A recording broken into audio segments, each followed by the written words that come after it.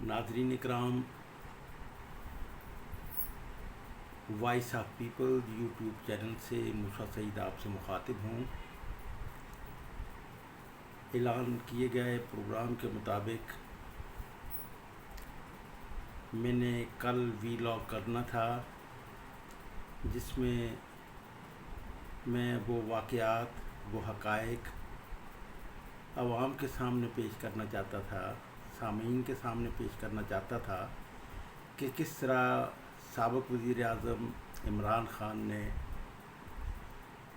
2019 नवंबर 2019 में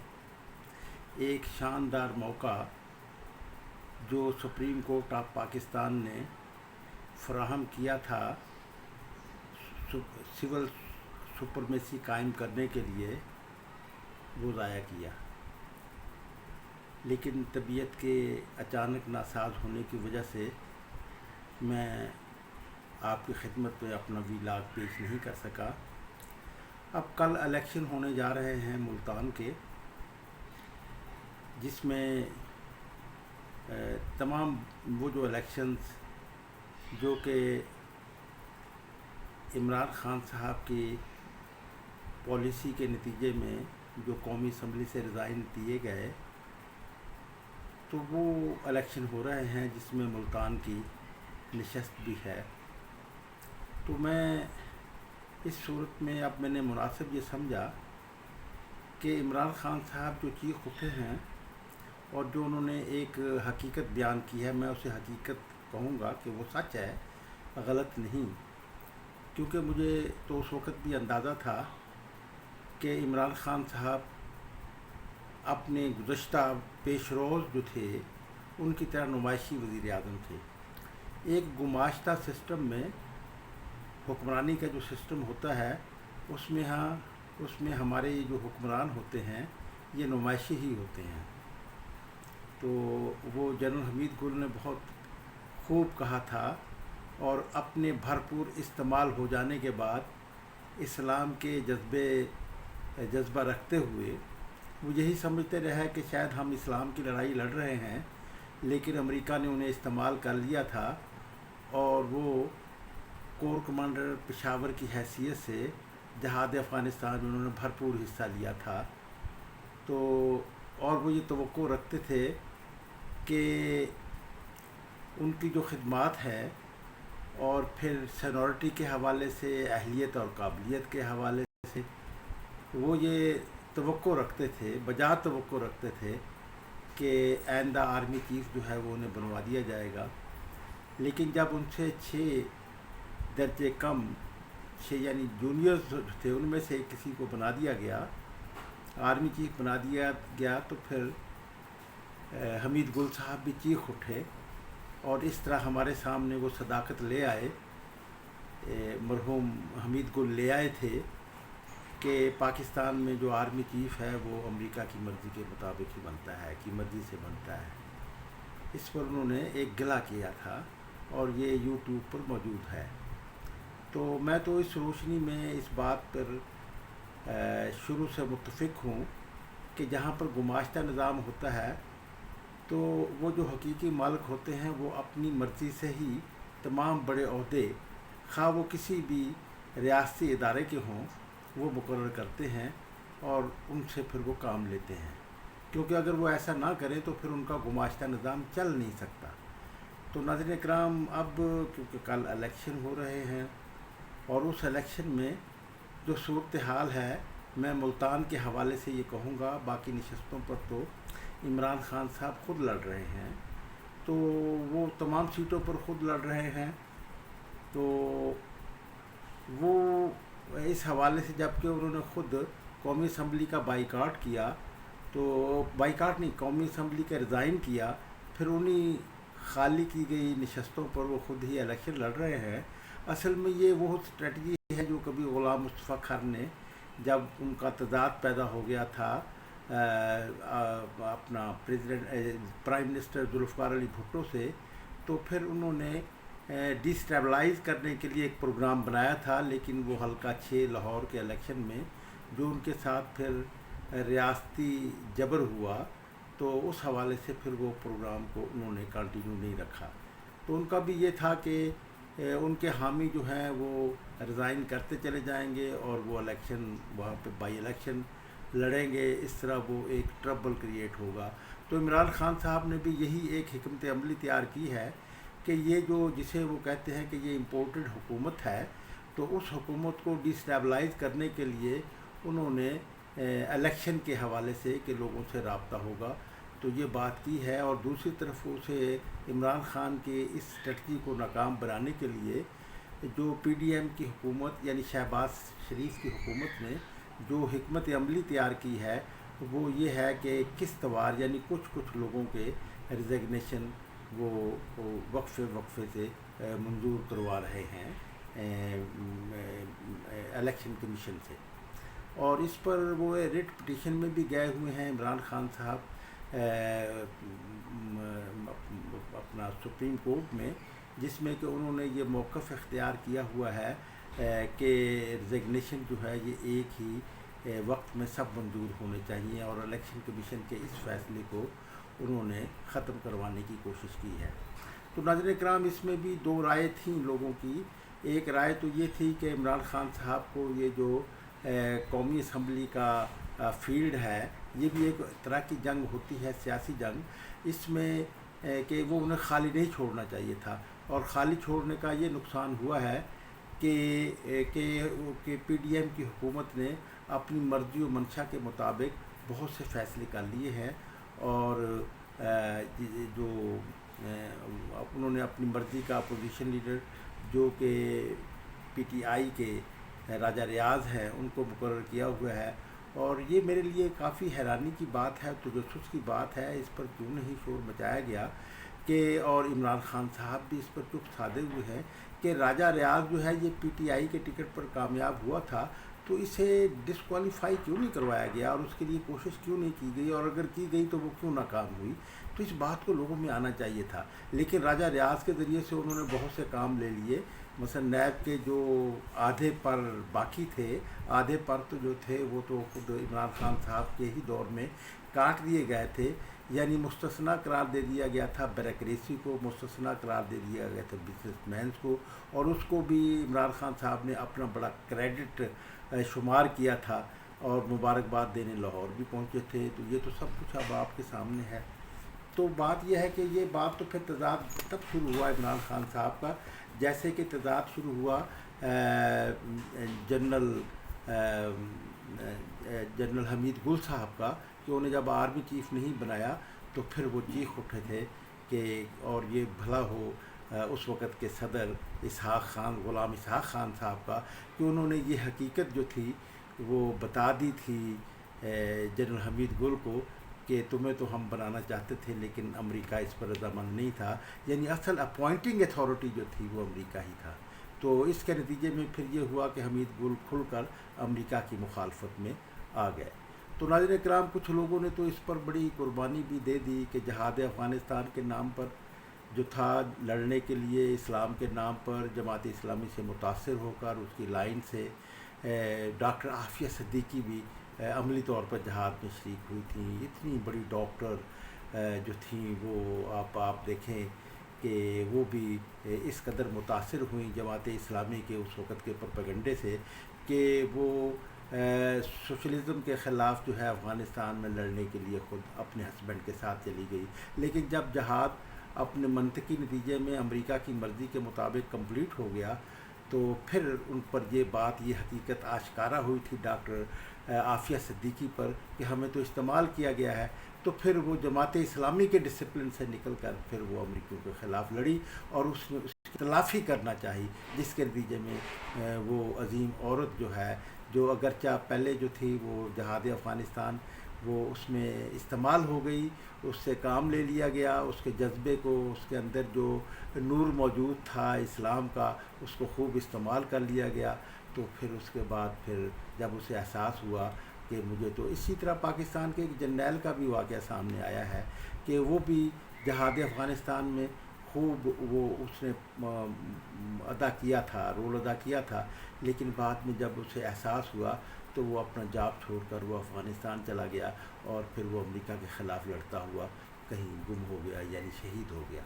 تو ناظرین کرام یہ واقعات ہیں، ہوتا ہے ایسے المناک واقعات تو ہوتے ہیں کہ کاش وہ اس وقت بھی یہ بات سمجھ میں آ جاتی کہ جہاد افغانستان کرنے کی بجائے افغانستان کے سوشلسٹ انقلاب کو افغانستان کا اندرونی معاملہ سمجھتے ہوئے مداخلت نہیں کرنی چاہیے تھی۔ تو اگر افغانستان میں انقلاب افغانستان سٹرونگ ہوتا تو پھر امریکہ کو اس خطے میں اپنے مفادات بچانے کے لیے پاکستان کو ایک ویل ڈیولپڈ کنٹری بنانا پڑتا اور بنوایا جا سکتا تھا۔ تو لیکن ناظرین کرام یہاں تو پھر بہت سی ایسی باتیں ہوئیں کہ جس کے بارے میں آئندہ میں ویلاگ میں اظہار خیال کر بھی چکا ہوں، مزید بھی گاہے گاہے کرتا رہوں گا۔ تو اب بات تو یہ ہو رہی ہے کہ یہ الیکشن جو کل ہو رہا ہے تو اس میں عمران خان صاحب نے صرف الیکشن جیتنے کے لیے کہ الیکشن جیتا جائے، تو جب کہ وہ خود قومی اسمبلی سے ریزائن کیا ہے، اصولاً تو انہیں الیکشن پھر یہ لڑنا ہی نہیں چاہیے کہ جس اسمبلی میں سے آپ خود ریزائن کر کے آ گئے ہیں پھر اس کو خود ہی پھر الیکشن لڑ رہے ہیں، بائی الیکشن اس کا۔ تو یہ کیا ہے؟ اصل میں بات یہ ہے کہ عمران خان صاحب ڈسٹیبلائز کرنا چاہتے ہیں موجودہ حکومت کو، اور اس کے لیے وہ عوامی پریشر استعمال کرنا چاہتے ہیں۔ تو عوامی پریشر کے حوالے سے اب اس میں عمران خان صاحب نے کا موقف یہ رہا ہے کہ عمران خان صاحب کا موقف رہا ہے کہ میں وراثتی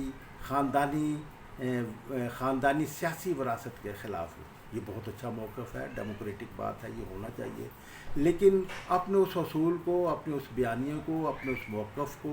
عمران خان صاحب نے قربان کر دیا ملتان کی نشست پر، جو کہ قومی اسمبلی کی نشست جو ہے اس پر شاہ محمود قریشی جو وائس چیئرمین ہیں پی ٹی آئی کے اور بڑے جاگیردار ہیں ملتان کے، دو ہی بڑے جاگیردار ہیں ملتان میں جو مقابلہ آج کل جاری ہے، تو اس میں جو ہے وہ ان کی بیٹی کو ٹکٹ دے دیا ہے۔ تو جب کہ ان کے ایک بیٹا جو ہے وہ MP ہے پنجاب اسمبلی کا زین قریشی، خود شاہ محمود قریشی صاحب جو ہیں وہ MNA ہیں اور انہوں نے عمران خان کے اس پالیسی کے مطابق ریزائن دے رکھا ہے جو ابھی ایکسیپٹ نہیں ہوا۔ تو ناظرین کرام اب وہ جو سیٹ خالی ہوئی تھی زین قریشی کی، تو یعنی اب ایک ہی خاندان میں باپ جو ہے وہ MNA ہے اور بیٹا جو ہے MPA ہے، اور بیٹی جو ہے جو کراچی میں بیاہی ہوئی ہے انہیں کراچی سے بلوا کر وہاں پر الیکشن لڑوایا جا رہا ہے مہر بانو قریشی سے۔ تو ناظرین کرام یہ ایک یعنی یہاں پر اپنے یہ ایک بہت ٹرننگ پوائنٹ تھا اگرچہ، لیکن میں یہ سمجھتا ہوں کہ عمران خان صاحب نے یہ دیکھتے ہوئے کہ اگر شاہ محمود قریشی کی بیٹی کو اگر ٹکٹ نہ دیا تو شاہ محمود قریشی کے پاس یہ جواز پیدا ہو جائے گا اور وہ کہیں پارٹی سے سلپ نہ ہو جائے۔ عمران خان صاحب کو اس بات کا علم نہیں کہ یہ تو خود سنکنگ ویٹ ہے، اس لیے کہ یہ تو امریکہ کے خلاف لڑنے والوں کے حوالے سے یہ تو وہی بات ہے جو بیگم نصرت بھٹو نے بھٹو صاحب کے بارے میں کہی تھی کہ ذوالفقار علی بھٹو امریکہ کے خلاف لڑائی لڑ رہے تھے، جنگ لڑ رہے تھے، لیکن اپنے ارد گرد سارے کمانڈرز جو تھے، یعنی اپنے ارد گرد جو پولیٹیکل رولرز جو تھے وہ سارے کے سارے امریکہ نواز تھے۔ تو ناظرین کا اس لیے کہ بھٹو صاحب نے لیفٹ کو تو پرد کر دیا تھا اپنی پارٹی میں سے، جو کہ اینٹی سامراج تھے، اینٹی امریکہ تھے، تو اب تو سارے جو تھے وہ بھٹو صاحب کے، اور اسی طرح جو بھٹو صاحب کو بات ہوئی وہی بات اب عمران خان صاحب پر صادق آتی ہے۔ تو ناظرین کرام ملتان کی سیٹ کے بارے میں میں خصوصی کیونکہ ہمارا ہمسائے کا شہر ہے، قریبی وہ ہے سرائکی بیلٹ کا، تو اسی تک میں کنسنٹریٹ رکھوں گا کہ ملتان میں اب دو بڑے جاگیردار خاندانوں میں مقابلہ ہے۔ ایک پیپلز پارٹی کا جو ہے وہ سید یوسف رضا گیلانی جو ہے ان کا بیٹا علی موسیٰ گیلانی ہے، اور دوسری جانب جو ہے وہ یہ پیپلز پارٹی کے وہ اب یوسف رضا گیلانی صاحب کی بھی جو تعریف ہے وہ یہ ہے کہ یہ جنرل حمید گل جب کور کمانڈر تھے ملتان کے بے نظیر بھٹو کے دور میں، تو اس دور میں وہ اپنا جنرل حمید گل کے ذریعے جو ہے یہ بے نظیر بھٹو پرائم منسٹر بے نظیر بھٹو سے ملاقات کی تھی اور پیپلز پارٹی میں آئے۔ اور یہ بے نظیر بھٹو کا بھی کیا کمال ہے، اب آپ دیکھیں کہ یہ سید یوسف رضا گیلانی جو ہیں یہ ضلع کونسل ملتان کے ضیاء الحق کے دور میں جو نان پارٹی الیکشن کیا گیا تھا تو اس میں بھی حکومت کی مرضی اور منشا کے بغیر جو ہے وہ ضلع کونسل کا ممبر نہیں، ضلع کونسل کا چیئرمین منتخب نہیں کیا جا سکتا تھا. تو یہ اس قدر وہ ضروری قریب تھے یہ ضیاء الحق کے قریب کہ ضیاء الحق کی حکومت نے انہیں ضلع کونسل کا جو ہے وہ چیئرمین بنایا اور بعد میں پھر وفاقی وزیر بنایا. جنیجو حکومت جو تھی ضیاء الحق کی، تو ضیاء الحق کے جنیجو حکومت کے دور میں یہ نان پارٹی کے حوالے سے یہ یوسف رضا گیلانی جو تھے یہ ریلوے کے وزیر بنائے گئے تھے. اور پھر یہ داخل ہوئے، وہ کہتے ہیں نا کہ اقتدار وہیں پر منتقل ہو جاتا ہے جہاں پر پیسہ ہو. تو یہ بڑے لوگ جو ہیں یہ اوپر سے ہی یہ جو ہے نازل ہوتے ہیں، تو انہیں سینئر وائس چیئرمین بنایا گیا. تو ناظرین کرام، مجھے تو اس بات کا بہت میں نے اثر لیا کہ ہماری قوم پرست جو سرائکی پارٹیاں ہیں اور صوبے کے بارے میں وہ کرتی ہیں، تو ان کے بہت سے لیڈر جو تھے وہ سید یوسف رضا گیلانی کی حمایت میں سرگرم ہو گئے. یعنی ان کی اپنی کوئی آئیڈینٹی نہیں ہے. اور یہ جو ہے یہ فیوڈلز کا جو کہ پارٹنر رہتے ہیں، ایک طرف یہ تخت لاہور کو گالیاں نکالتے ہیں، برا بھلا کہتے ہیں، اور دوسری طرف یہ تخت لاہور سے الائنس کرنے والے ان سے یہ اپنا الائنس اور ان کے یہ بھائی خواہ ان کے سپورٹر ان کے خوش آمدی بن کر چلے جاتے ہیں. تو مجھے دکھ ہوا کہ یہ کیسے لوگ ہیں. یہ ہماری سرائکی پارٹیوں کے جو قوم پرست ہیں، انہوں نے کل یا پرسوں جو تھے وہ ملاقات کر کے وہ انہوں نے یوسف رضا گیلانی کے بیٹے علی موسیٰ گیلانی کو سپورٹ کرنے کا اعلان کیا ہے. تو ناظرین کرام، میں ایک دوسری بات جو کرنا چاہتا ہوں وہ یہ کہ ملتان میں اب دونوں طرف جاگیردار خاندانوں میں مقابلہ ہے. ایک طرف مہر بانو جو ہیں وہ ہیں، اور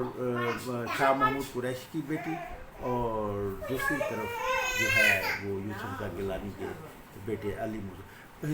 ملتان پر یہ ساری ایک طرف تو سرائکی قوم پرست تنظیمیں اور ورکر بہت زیادہ گالیاں دیتے ہیں تخت لاہور کو، لیکن دوسری طرف وہ جو ہے یعنی وہ ان کی یہ گالیاں، ان کا یہ پروپیگنڈا جو ہے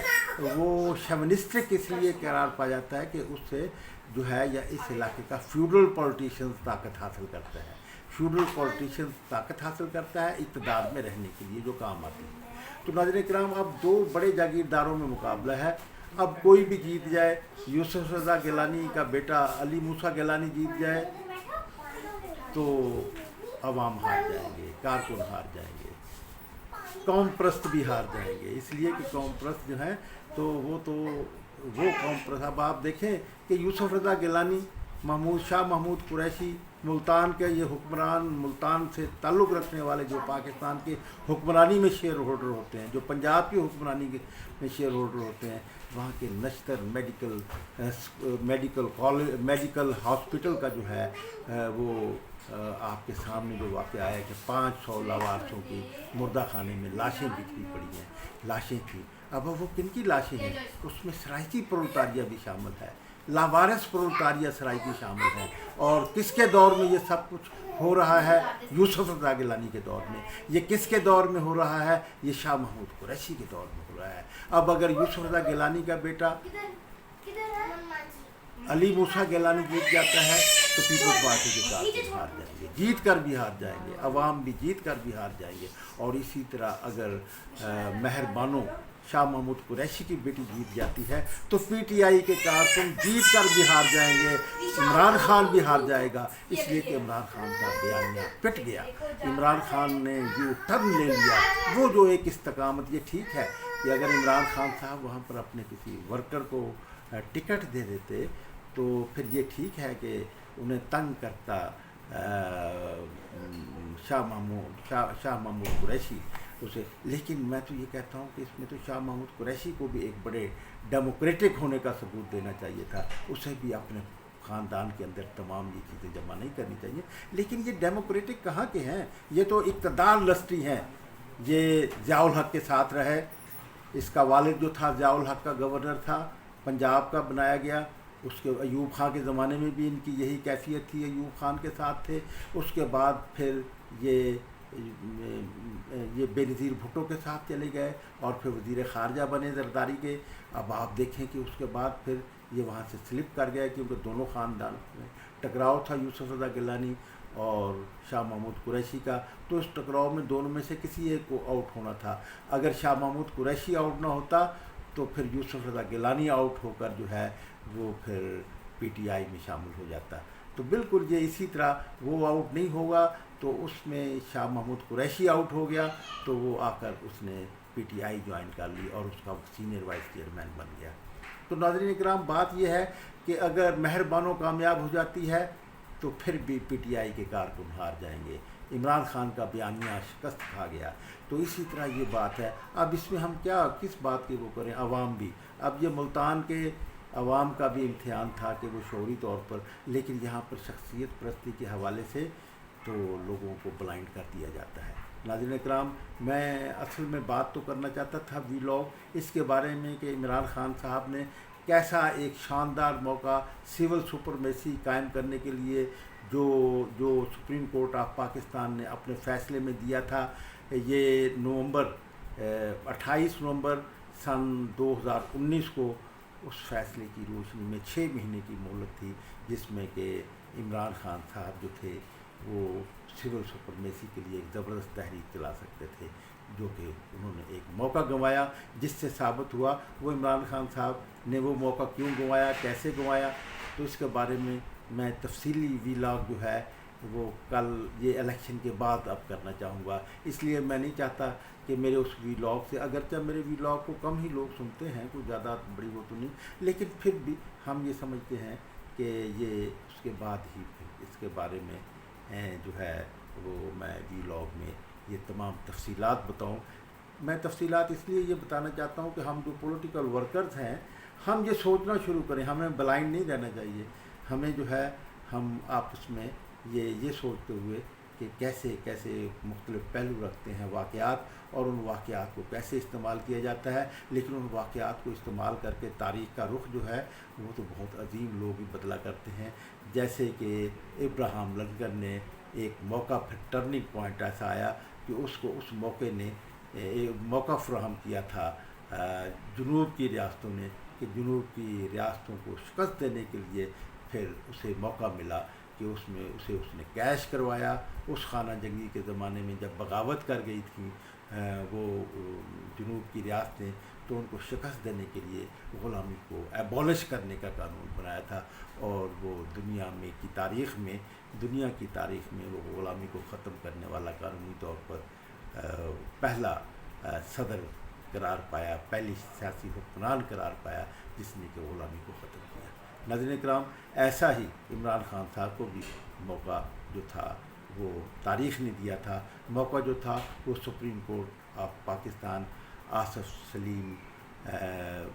کھوسا صاحب نے اور سپریم کورٹ نے 3 ججز نے وہ کیس سنا تھا۔ تو اس کے بارے میں تفصیلات کہ وہ کیسے کیش کروا سکتے تھے عمران خان صاحب، اگر وہ کیش کروا لیتے تو آج بھی عمران خان وزیر اعظم ہوتا، طاقتور وزیر اعظم ہوتا، پاکستان کی تاریخ کا ٹارزن وزیر اعظم ہوتا۔